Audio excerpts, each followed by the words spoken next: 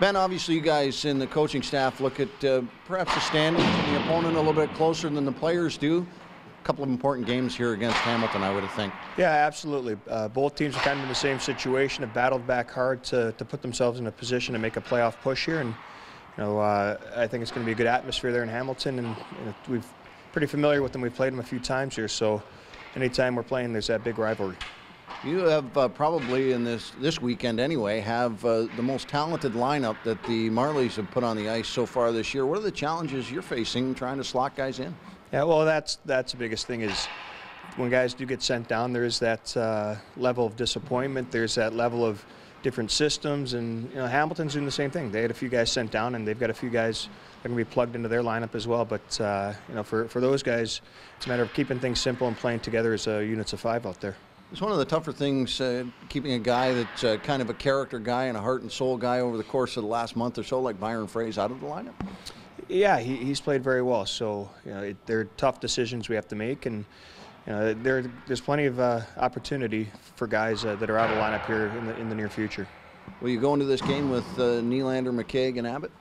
We are, and the 3 of them practice a little bit this week. So hopefully, they look good during week in practice here. So hopefully that translates into the game tonight.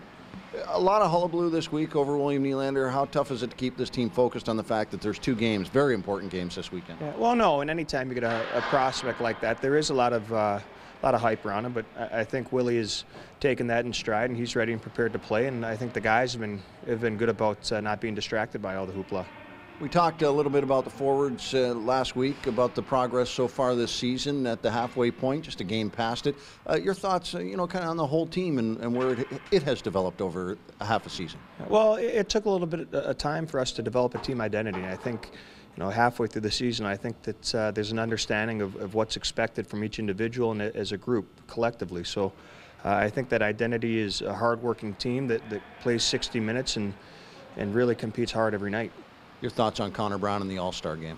Yeah, he was voted in for a starter now, so I wish the coaches every practice go in and vote for him after, and at least we led him to believe that. But no, it's exciting for him. A great first year, half the first year here, and he's going to get an opportunity to go have some fun up there, and well deserved.